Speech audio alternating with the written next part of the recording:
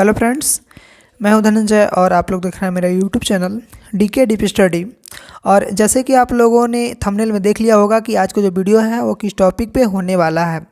तो पहली बार बता दूं कि अगर आप बीएससी बॉटनी ऑनर्स से हो और आपके अगर सिलेबस में एल्गी दिया हुआ है या फाइकोलॉजी का स्टडी आपको करना है तो आप इस वीडियो को प्लीज़ अंत तक देखिएगा। अगर आपको कुछ अच्छा मिले तो वीडियो को लाइक कीजिएगा, ठीक है। तो देखिए, सबसे पहली बात ये आती है कि सवाल जो होता क्या है, ठीक है। अगर आप सवाल का स्टडी कर रहे हो तो आपको उसका डिफिनीशन आना चाहिए, ठीक है। तो सबसे पहले हम लोग ये जानते हैं कि सवालों का अध्ययन जो होता है फाइकोलॉजी कहलाता है। उसके बाद भारतीय फाइकोलॉजी के जो जनक हैं वो एमओपी अयंगर हैं, ठीक है। आगे इसको हम डिटेल में जानने का प्रयास करेंगे, ठीक है। उसके बाद सवाल का डिफिनीशन अगर आपके सिलेबस में आता है या एग्ज़ाम में आता है तो आप उसको कैसे लिख सकते हैं।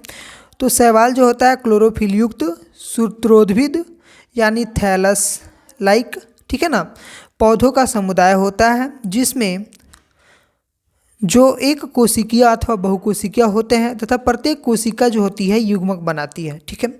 यानी प्रत्येक जो सेल होता है, यानी जब सिंगल सेल्ड अगर एल्गी है तो वो क्या करता है, उसी से अपना मतलब जो भी क्रियाएं होती हैं, जो भी फंक्शंस होते हैं लाइफ के, वो सब काम करते हैं, ठीक है। उसके बाद इसमें संवहन तंत्र का सर्वथा अभाव होता है और इनके जीवन चक्र में भ्रूण का निर्माण नहीं होता है। यानी जैसे भ्रूण जो होता है वो क्या बनाता है, भ्रूण जो होता है बीजांड बीज बनाता है, भ्रूण जो होता है फल बनाता है, ठीक है ना।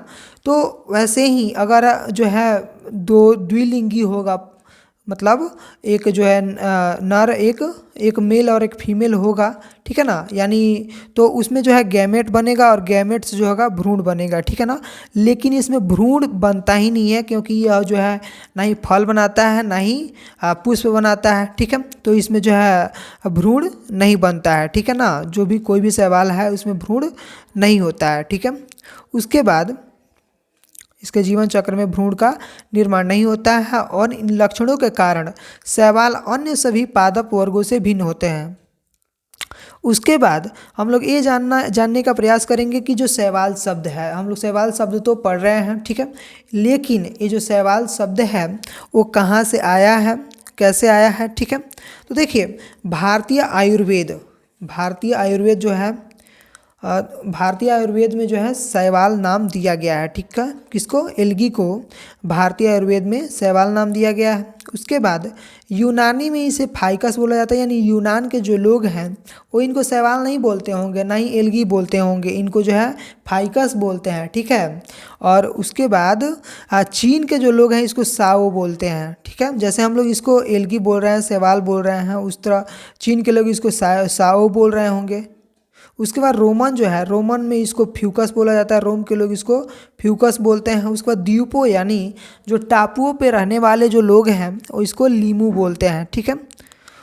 उसके बाद एल्गी के बारे में कुछ और भी अच्छी अच्छी बातें हम लोग पहले पॉइंट वाइज समझ लेते हैं। उसके बाद हम लोग इसका जनरल कैरेक्टर को हम लोग डिस्कस करेंगे, ठीक है। उसके बाद देखिए, जो है एल्गी शब्द की उत्पत्ति लैटिन भाषा से हुई है और जिसका अर्थ क्या होता है, सी वीड्स होता है, यानी समुद्री खरपतवार होता है। इस शब्द का सर्वप्रथम प्रयोग लिनियस ने 1753 ईस्वी में किया था, ठीक है। उसके बाद शैवाल समूह में लगभग 1800 वंश यानी 1800 जेनेरा तथा 21,000 से 24,000 तक जातियाँ यानी स्पीसीज सम्मिलित हैं। जैसे मतलब मैंने 2-3 बुक को देखा जिसमें 21,000 कहीं कहीं मतलब जो है कहीं कहीं जो है 21,000 दिया हुआ था और कहीं कहीं जो है 24,000 दिया हुआ था। तो मैंने 21 से 24 लिख दिया है। अगर आपके ऑब्जेक्टिव क्वेश्चन में कहीं आता है 3 ऑप्शन दूसरा दिया हुआ हो और एक जो है 21,000 दिया हुआ हो तो आप 21,000 को टिक लगा सकते हैं। या अगर दूसरा मतलब 21,000 नहीं दिया हुआ हो और 25, 26, 27 कुछ करके और 24 दिया हुआ हो तो आप उस पर टिक लगा सकते हैं, ठीक है। इसके बाद इसमें कुछ और भी जनरल कैरेक्टर को हम लोग जो है देखने का प्रयास करेंगे। जैसे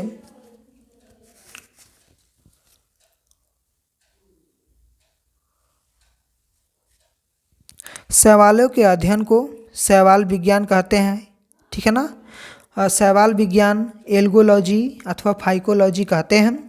और इसके अध्ययनकर्ता यानी जो इसके स्टडी करने वाले जो लोग हैं, जो इसके साइंटिस्ट हैं, उनको हम एल्गोलॉजिस्ट अथवा फाइकोलॉजिस्ट कहते हैं, ठीक है। उसके बाद भारतीय शैवाल विज्ञान के जनक जो हैं एमओपी अयंगर, मैंने पहले भी बताया और इस समय डिटेल में बता रहे हैं, ठीक है। इन्होंने अपने शिष्यों के साथ भारतीय शैवाल की अनेक जातियों एवं वंशों का विवरण दिया एवं उनके जीवन चक्र का अध्ययन किया, ठीक है। उसके बाद उन्होंने स्थलीय शैवाल जो है फ्रिट सिचेला ट्यूबरोसा की खोज की। जो एमओपी अयंगर जो हैं वो अपने शिष्यों के साथ मिल करके फ्रिट सिचेला ट्यूबरोसा नामक एक जो है स्थलीय शैवाल है जिसको उन्होंने खोजा, ठीक है ना, जिसका डिस्कवरी उन्होंने किया। ये तो हो गई मतलब शैवाल के बारे में बातें कि शैवाल होता क्या है, इसके जो है जनक कौन है, इनको जो स्टडी करेंगे उनको फाइकोलॉजिस्ट बोलेंगे। और उसके बाद आता है इसका जनरल कैरेक्टर या जनरल फीचर, ठीक है ना। तो जनरल कैरेक्टर को हम लोग देखने का प्रयास करते हैं, ठीक है। तो इसमें क्लोरोफिल उपस्थित रहता है, अतः यह हरे रंग के होते हैं, ठीक है। और दूसरा नंबर जो है ये स्वपोषी यानी हेटेरोट्रॉफिक होते हैं, ये अपना भोजन स्वयं बना लेते हैं। तीसरा नंबर है ये पानी या नम स्थानों पर पाए जाते हैं, ये पानी अथवा नम स्थानों पर पाए जाते हैं। इनका भोजन स्टार्च के रूप में पाया जाता है। पांचवा नंबर है इनकी कोशिका भित्ति सेलुलोज की बनी होती है। उसके बाद इनका शरीर थैलस होता है, अर्थात जड़, तना और पत्ती में विभाजित नहीं होता है। जैसे इन बातों को समझने के लिए आप किसी भी कोई भी ऐसा स्थान जहाँ पे पानी का बहाव हो, जैसे आपके घर में चापाकल होगा या नल होगा, नल के आसपास देखिएगा कि हरा, नीला और भूरा कलर का कुछ जो है घास टाइप का दिखाई देगा, जिसे हम लोग शैवाल बोलते हैं, ठीक है। और उसको आप लोग जो है उखाड़ के देखिएगा, उसको आप लोग निचोड़ के देखिएगा कि आपको वो मतलब सिंगल पीस नहीं निकलेगा, ठीक है। जब निकलेगा 4-5 एक साथ निकलेगा, उसका आपको ना जड़ दिखेगा, ना तना दिखेगा, ना पत्ती दिखेगा। अर्थात इसे हम कहते हैं यह थैलस होता है, अर्थात इसमें जड़, तना और पत्ती में विभाजित नहीं होता है, ठीक है। उम्मीद करते हैं कि आप मेरी बातों को अच्छे से समझ पा रहे होंगे। उसके बाद जो है इसमें संवहन तंत्र का सर्वथा अभाव होता है, ठीक है। और इसमें भ्रूण का निर्माण नहीं होता है, अर्थात इसमें जो है फल बनाने के लिए ना भ्रूण का निर्माण होगा या किसी पुष्प का निर्माण करने के लिए जो है भ्रूण का निर्माण होगा।